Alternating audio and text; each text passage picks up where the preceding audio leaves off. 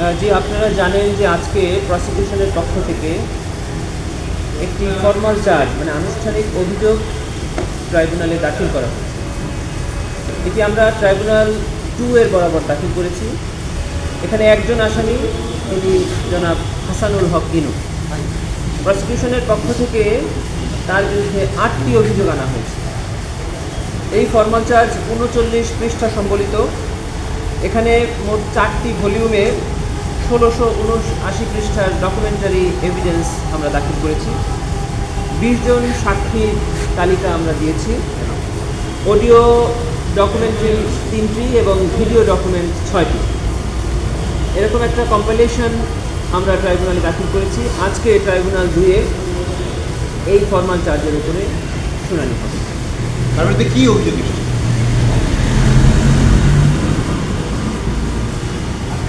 জুলাই গণঅভ্যুত্থান চলাকালে সারা বাংলাদেশে যে মানবতা বিরোধী অপরাধ সংঘটিত হয়েছে, এই আসামি জনাব হাসানুল হক ইনুর এলাকা কুষ্টিয়াতে যে মানবতা বিরোধী অপরাধ সংঘটিত হয়েছে, এবং এই গণঅভ্যুত্থান চলাকালে উনি দেশীয় এবং বিদেশি বিভিন্ন মিডিয়াতে সাক্ষাৎকার প্রদান করে এই মানবতা বিরোধী অপরাধ চালিয়ে যাওয়ার জন্য আইনশৃঙ্খলা বাহিনী এবং তার 14 দলীয় জোটের নেতাকর্মীকে উস্কানি দিয়েছেন, আদেশ দিয়েছেন।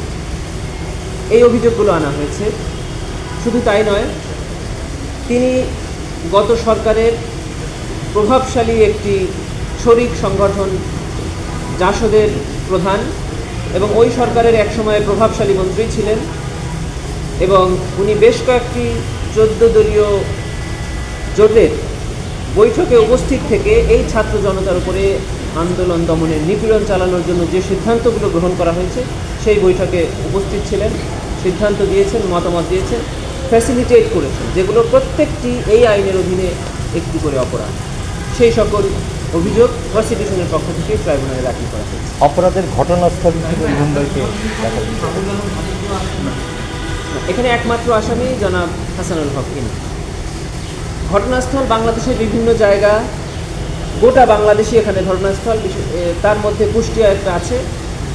আর মিরর নামে একটি সংবাদ মাধ্যমে উনি সাক্ষাৎকার দিয়ে এই আন্দোলনকারীদেরকে সন্ত্রাসী, জঙ্গি ট্যাগ দিয়ে তাদের উপরে নিপীড়ন চালানোর জন্য উস্কানি দিয়েছিলেন, সহায়তা করেছিলেন। যে সাক্ষাৎকারটি ভারতের মুম্বাইয়ে প্রচারিত হয়েছিল।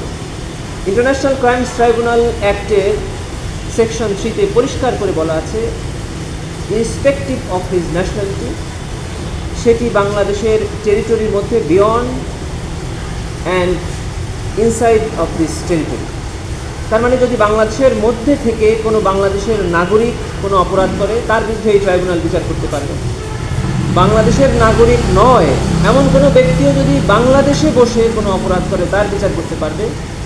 এবং বাংলাদেশের নাগরিক পৃথিবীর যে কোনো জায়গায় গিয়েই যদি বাংলাদেশে কোনো মানবতা বিরোধী অপরাধ পরিচালনায় ইনসিস্ট করে, অ্যাবেট করে, ফ্যাসিলিটেট করে, তবে তার বিচারও বাংলাদেশে করতে পারবে এই ট্রাইব্যুনাল।